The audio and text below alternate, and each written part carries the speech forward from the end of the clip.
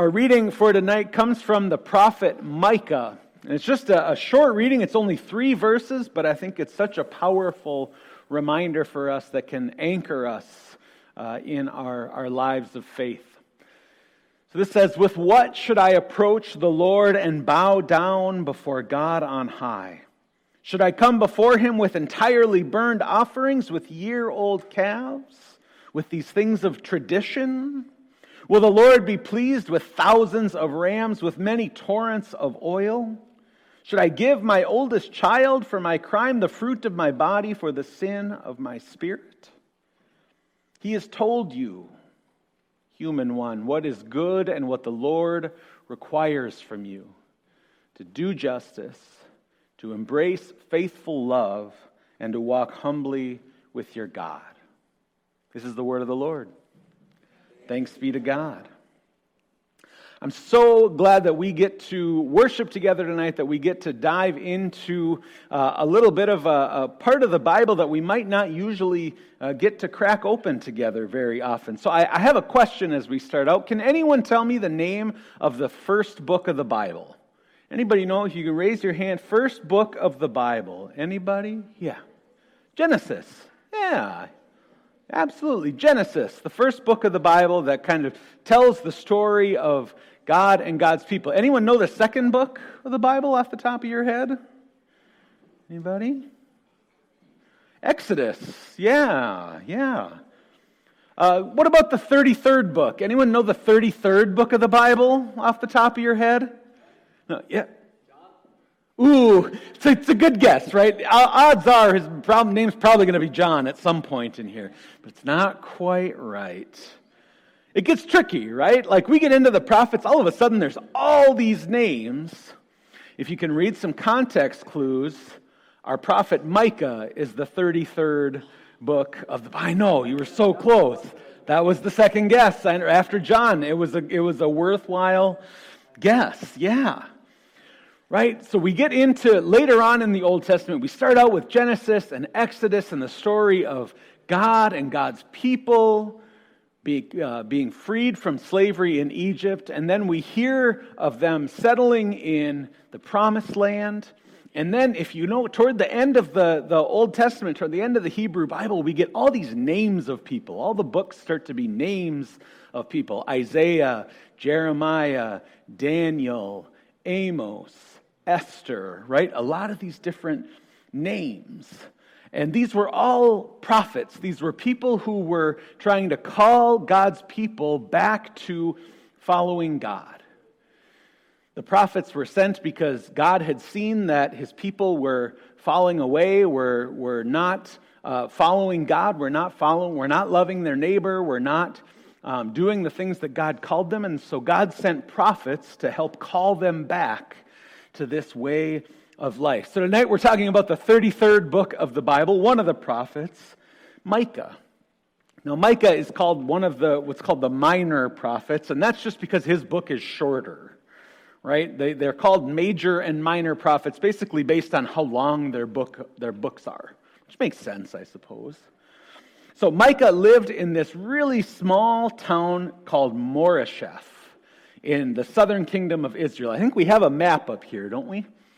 Yep, so we can see that Mareshah right in the middle of that, right above Lachish in Judah. Down there we go. Let's get that laser pointer out, put it to some good use.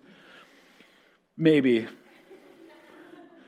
There we go, like right in there, the Mareshah. Yeah, so that is where Micah is living. That's where he's from. It's this small town in the middle of Israel, but you can see, or in the middle of Judah rather, but you can see it's surrounded by a whole bunch of other small towns, right? Lachish, Achzib. If you ever want to, don't worry, there's not going to be a test on these names later, right?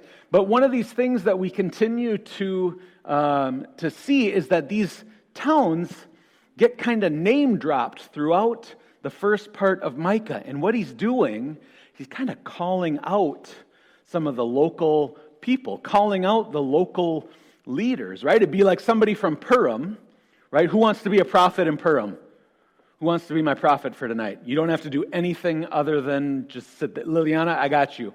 All right, so Prophet Liliana, she wants to tell God's people to change their ways, to follow God, to love God, to do that. So, do you think it would do much good if she wrote to the church in, I don't know, Paris, or the church in New York City, or the church in Washington, D.C.? I mean, maybe, right? Maybe. What if she wrote to, like, the church in Detroit Lakes? Yeah, right? Kind of calling out some of those local leaders, right? Yeah, it might stir something up a little bit. It might, become the talk of the town of sorts, right? Yeah. So what Micah was trying to do is he was kind of trying to stir things up in those towns right around him as a way of kind of getting people's attention and helping them understand that they had fallen away from how God had called them to live and wanted to call them to something new. So like all prophets who had gone before him, Micah speaks on God's behalf to the people of Israel.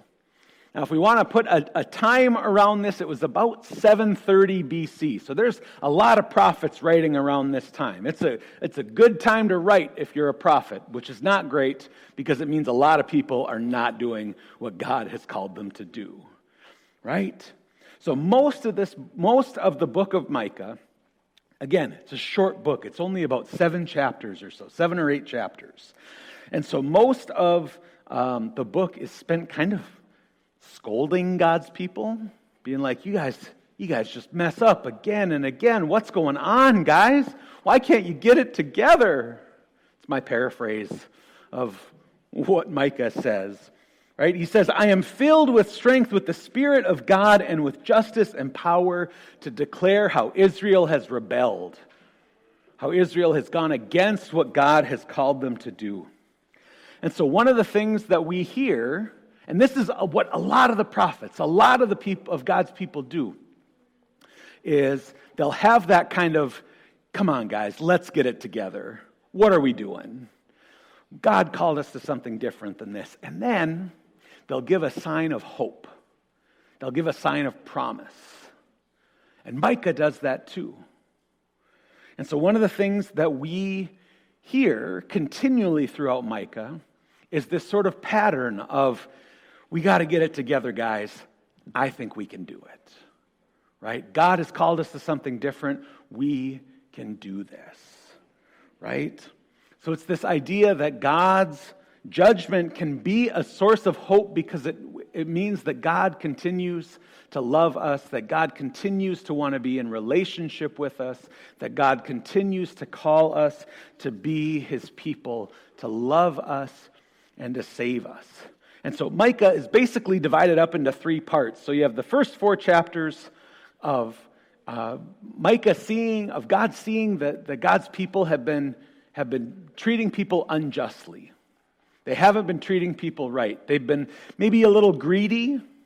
They've been trying to maybe get a little more money than they should have for themselves and are mistreating people who are vulnerable. So then the next section in chapters 4 and 5, and stop me if this sounds familiar, talk about the promise of a Messiah who's going to come, who will be born in Bethlehem. Starting to sound familiar? Maybe a little bit, right? Who will come to bring hope. Who will come to bring hope that even though things might be kind of not great around, that God does not give up on us and that God will come to bring us hope. And chapters 6 and 7 at the end talk about the hope of God's mercy and the hope of God's redemption. Kind of a how do we move forward after this Messiah comes. And so one of the things that we will see, if you ever read the prophet Micah, I don't really recommend it because it's kind of boring in some ways, in that it's just God saying, get it together, you guys, come on. But there's this great part in chapter 6, which is the part that we read. where Micah is talking about like what at the core, what does God ask of us? Right? Which we may think sometimes too. Like, what does God want from us? What does God want us to do? And Micah starts listing out all of these kind of practices that religious people would have of the day. They would bring offerings, right? They would bring offerings to God. And so Micah is naming off all of these offerings that they would bring. He says, with what should I approach the Lord? With what should I bring to God? Right? Should I bring before him entirely burnt offerings, which is something they would do at almost every worship service? Right? Sometimes they would sacrifice animals as a sacrifice to God. He says, will the Lord be pleased with thousands of rams? Right? He's kind of trying to make a little bit of a point here. Right? Trying to be sort of purposefully a little imaginative. And then he says, no, God doesn't need all those things. Instead, he says he's told you what is good. And he has told you what the Lord requires of you is to do justice, to embrace faithful love, or to love kindness, and to walk humbly with God. What's that look like? Right? To do justice means if you see things that are wrong, if you see things that aren't how they should be, if you see people being mistreated, then to do justice means to go in and do what you can to stop people from being mistreated. Right? To make things right. Doing justice, acting justly, means doing what you can to help people be treated well. Right? To love kindness, likewise, right? To love kindness or to love mercy, right? To sort of embrace that way of life that seeks to forgive and that holds forgiveness not only for others but for ourselves too. And to walk humbly with God. Right? These are the things that Micah wants to keep reminding the people. And I love that it gets included in our scriptures because then it can remind us too. Right? So times where we might be feeling kind of overwhelmed, or we might be feeling like, man, there just seems like there's too much. God, what do you want me to do? In some ways, it can be kind of a reminder that we don't have to overcomplicate things. Thank God, right? That we don't have to overcomplicate things.